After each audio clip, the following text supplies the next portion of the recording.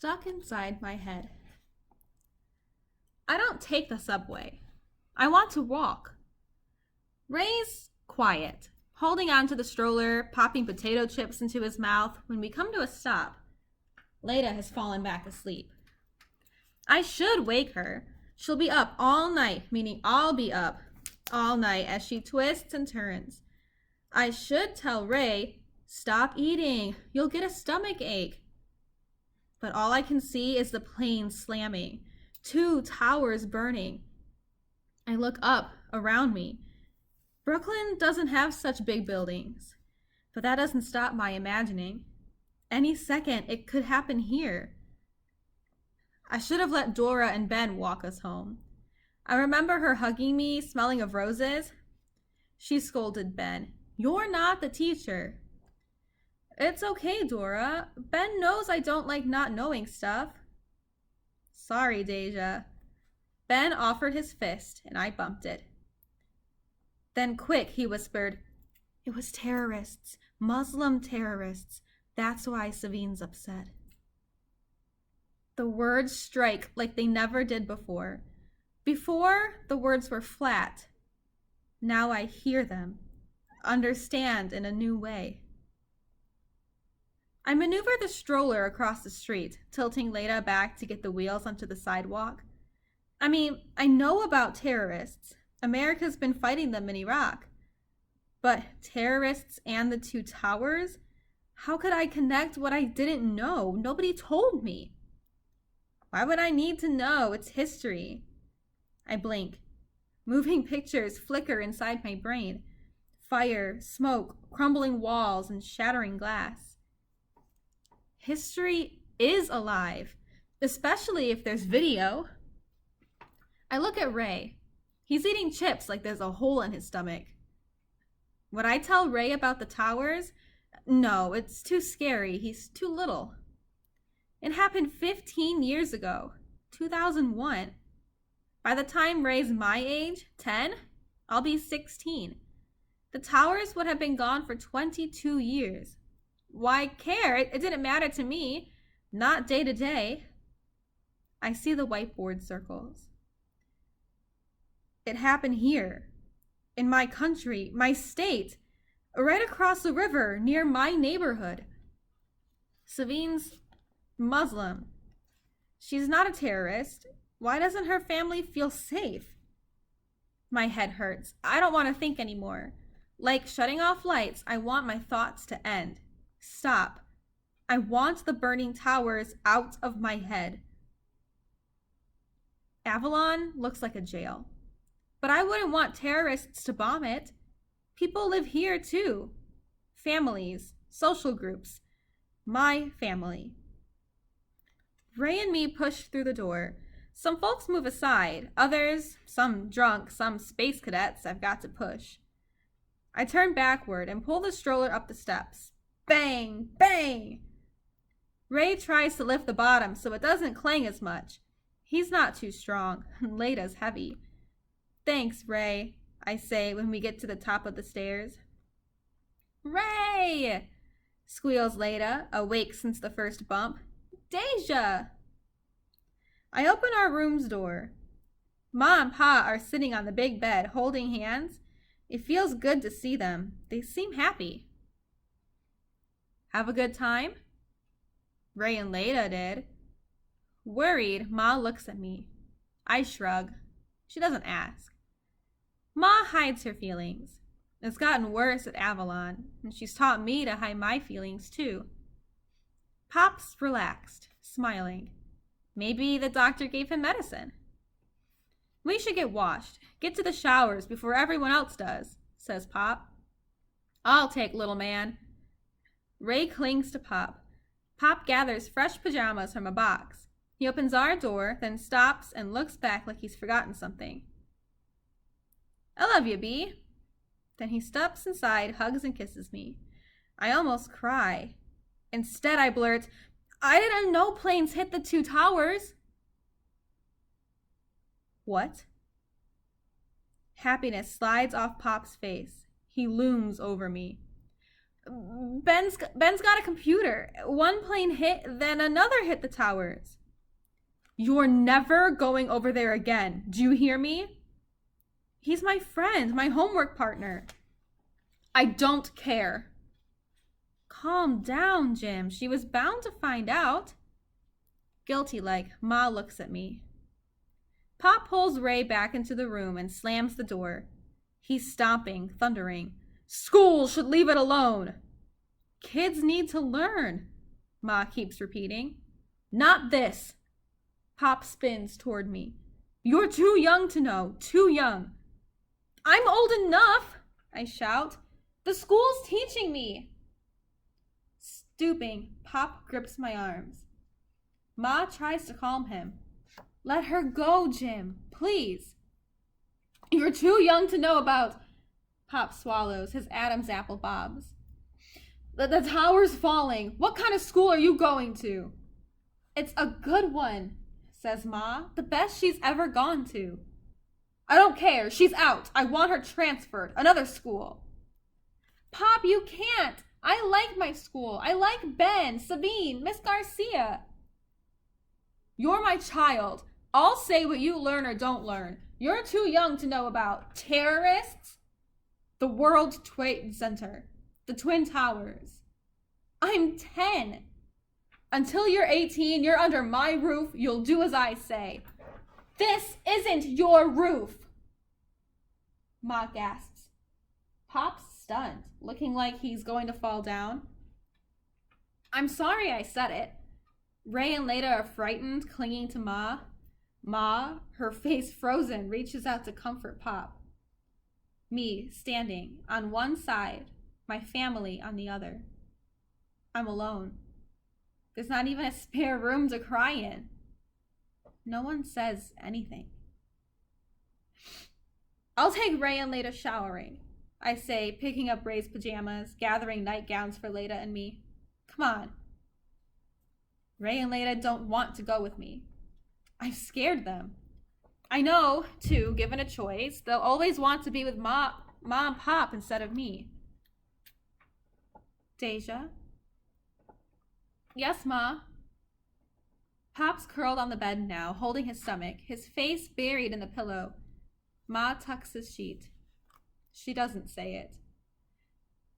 I answer, I know, stranger danger. Make sure Ray's safe in the shower. He can come into the girl shower. I'll punch anyone who complains. Come on. Ray and Leda drag their feet. Holding their hands, I tug them out the door and down the hall. I hate my life. Boogeyman dreams. Leda sleeps with Ma and Pop. One night in how many? Hundreds? I get to sleep by myself. I should be nice and invite Ray off the floor, but he's burping from too much junk food. We sleep in a tiny, dim square. Dark shadows, hidden feelings. I don't know why Ma babies Pop. He doesn't cough all the time, but still acts sick. I wish I could see where, understand why. It'd make everything easier. If he had a cast, I'd write my name on it. Pop's wrong. The tower's falling means something, else the school wouldn't be teaching it. Think critically. Ben, Sabine, and me all felt something, but I think we all felt something different. Muslim terrorists. Was Sabine crying because she thought me and Ben would think less of her? Being Muslim doesn't make her less than. Sabine's the nicest girl I've ever met. I turn onto my side, facing the blank wall. Ben's drawings show what he's lost. I can't draw as well as him, but I draw circles. Me in one, my family in another. Our circles overlap just barely. Families can break. If I go to a new school, my circle of friends will break. I close my eyes. I'm so sad. Knowing what I know now, I wish I hadn't seen the video. I open my eyes. Is that true? I punch the pillow and pull the sheet up to my neck. Sleep, I tell myself. Sleep. I'm in Ben's room. In front of his computer, I hear a whirring howl. Outside, I see a plane. I scream, "Stop!" But the huge silver plane, pointy like a bullet, keeps getting bigger and bigger, keeps flying toward and through the window into me. Sabine. It's in-service day. At the end of each month, Miss Garcia says teachers take a half day, talk, discuss what they can do better. They're still trying to teach us about 9/11. Not directly, but coming at it sideways, up and down, around, not head on, direct. Maybe that's what grown-ups do, how they protect us kids. Or maybe they're just too afraid to tell it like it was. Seeing the video, something shifted inside me. New York is my home. Sabine's too, but she lives in Park Slope. It's pretty with flowering trees, potted daisies, and multi-story homes. We park in front of a house with 8 windows and billowing curtains. In real life, the brick house looks even better than Sabine's crayon and sparkly drawing. It's gorgeous, I breathe from the back seat of the SUV. Sabine grins. Thank you, says her mother, driving in the front seat. You know English? I clamp my hands over my mouth. Dumb, so dumb. The entire ride, I didn't say a word to Sabine's mother, not even hello, thinking she only knew Turkish. Sabine giggles. I speak English, Turkish, and Arabic. In the rearview mirror, Sabine's mother glances at me. I think she might have winked. Mother makes me translate. It's good for Sabine. Keeps her languages sharp. The dark flap covering her mouth flutters as she speaks. Deja, I could teach you Turkish. I feel shy. Lots of kids at my new school learn no other languages, and I only know one. I start to feel I've made a terrible mistake. I invited myself to Sabine's house since I knew Ray and Leda would be in daycare. I didn't want to be home alone with Pop. He's been super irritable. Hoarse, he wheezes and coughs. Plus, I wanted to tell Sabine I know the difference between good and bad people. Terrorists shouldn't make her feel bad about herself. If I let them, lots of folks, like my ex-friend Keisha, would make me feel like a squashed bug. Sabine opens the car door and we scoot out, following her mother's flowing black gown up the steps. Welcome, welcome. My father, he came home to meet you. Really? No more cavities to fill, trilled Sabine. What? He's a dentist.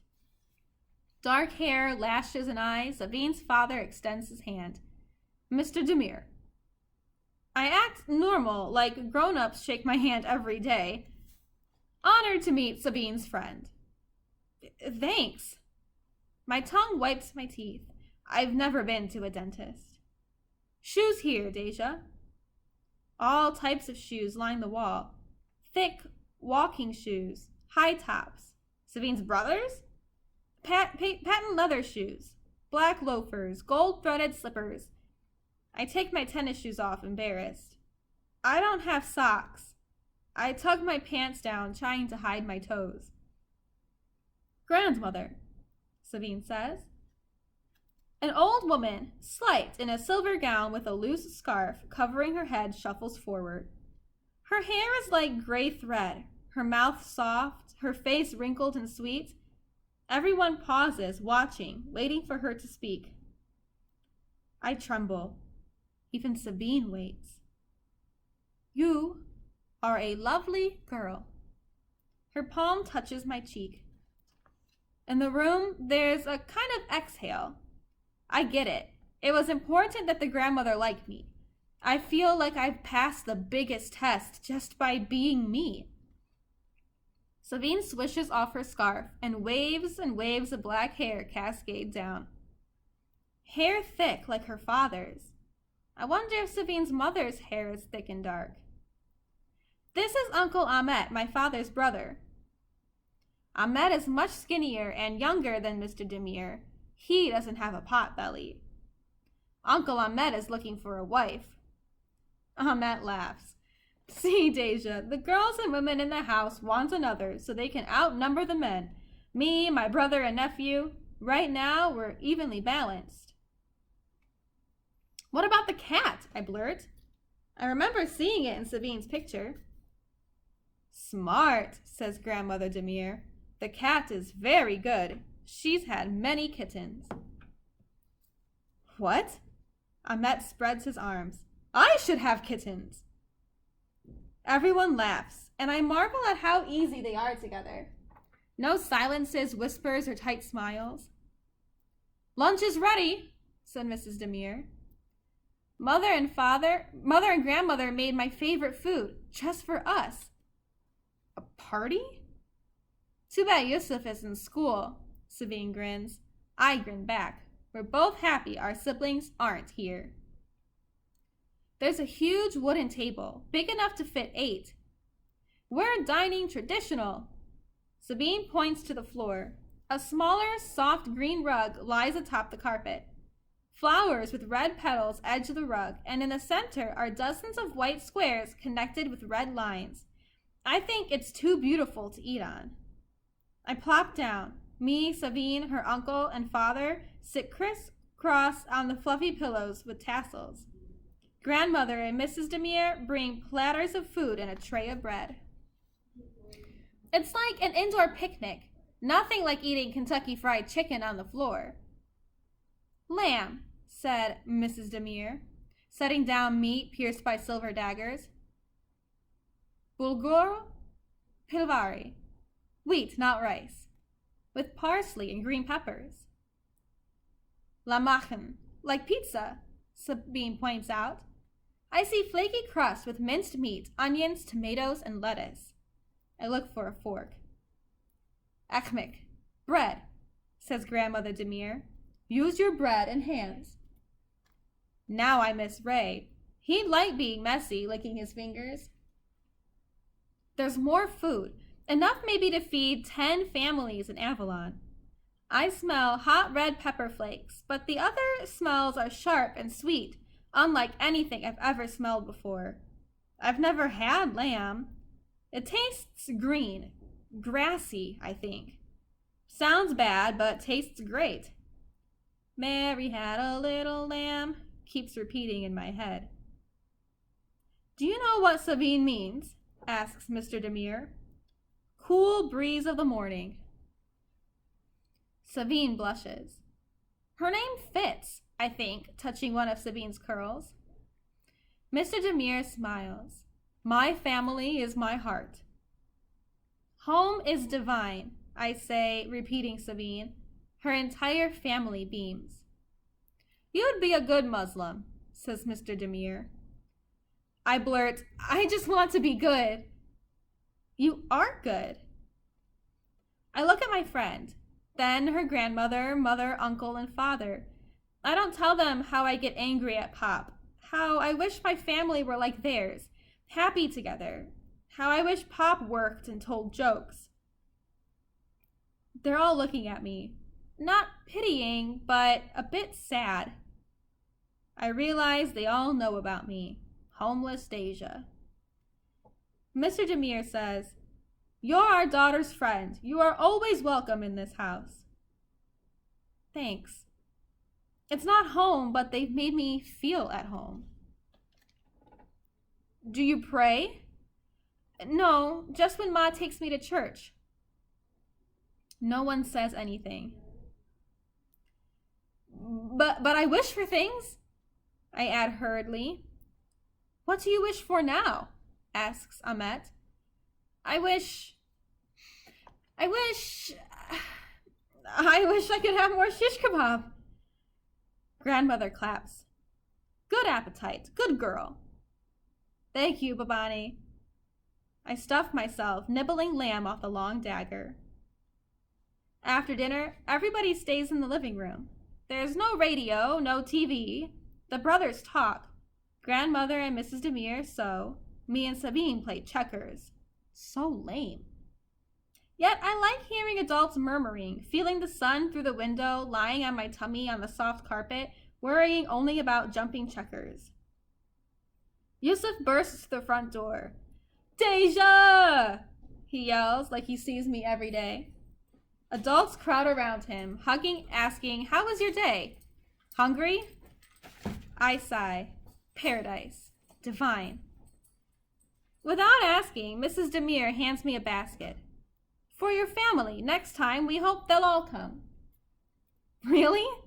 I squawk, trying to envision the Barneses and Demirs sitting on pillows, chatting, eating with bread in hands. Mr. Demir drives me home. He pulls the SUV in front of Avalon, opens the passenger door like I'm a princess arriving at a palace. "Nice to have met you."